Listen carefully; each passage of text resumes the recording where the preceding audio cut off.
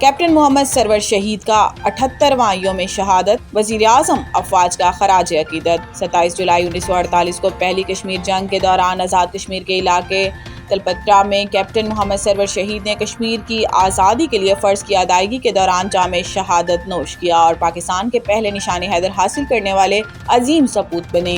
ISPR کی جانب سے جاری بیان کے مطابق کیپٹن محمد سرور شہید نے اپنے جوانوں کی قیادت اگلے مورچوں سے کرتے ہوئے غیر معمولی بہادری، شاندار عسکری حکمت عملی اور فرض شناسی کا مظاہرہ کیا۔ بیان میں مزید کہا گیا کہ کیپٹن محمد سرور شہید کی لازوال قربانی، جرأت، استقامت اور وطن سے بے لوث وابستگی کی ہمیشہ زندہ رہنے والی علامت ہے۔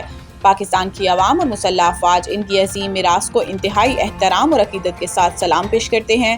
وزیر اعظم محمد شہباز شریف نے کیپٹن محمد سرور شہید نشان حیدر کے 78ویں یوم شہادت کے موقع پر انہیں زبردست خراج عقیدت پیش کرتے ہوئے کہا کہ پوری قوم وطن کے دفاع کے لیے ان کی بے مثال جرأت، شجاعت، فرض شناسی اور عظیم قربانی کو سلام پیش کرتی ہے۔ تقریب کے مہمان خصوصی میجر جنرل محمد عاصم نے یادگار شہداء پر پھولوں کی چادر چڑھائی اور فاتحہ خوانی کی۔